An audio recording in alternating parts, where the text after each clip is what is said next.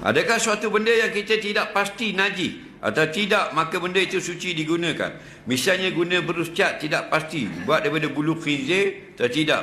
Viral mengatakan ada berus cat dibuat daripada bulu khinzir. Jadi waswah, apakah hukum kita guna berus atau benda yang ada pasti yang telah digunakan? Dengar baik-baik. Dia kata kalau kita mari ragu satu benda itu najis ke suci, boleh guna ke tak? Jawabnya, tengok keadaan. Tengok keadaan. Kalau maknanya contoh berus cat ini banyak di negara kita ni, banyak hak suci ke banyak hak najis?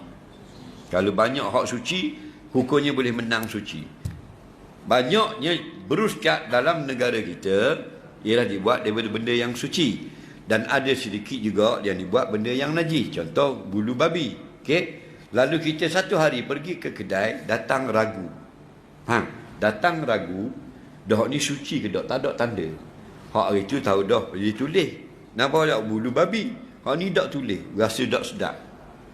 Boleh jadi bulu babi, boleh jadi bulu yang suci. Maka tengok pada uruf. Kebiasaannya bulu yang suci, maka ambil hukum asal. Boleh, hukumnya suci. Cuma ada satu hadis, kalau meragukan hati kita nak sedap, tak usah ambil. Di segi fiqh boleh lagi, kerana belum ada dalil.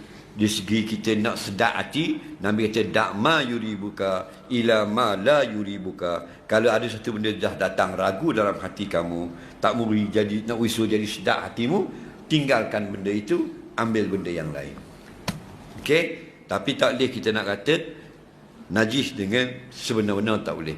Tapi pada kita negeri, pada galiknya tempat tu, banyaknya kalau beruh bulu yang najis, maka kata pada hari yang kita datang ragu, maka menang hukum najis. Dah.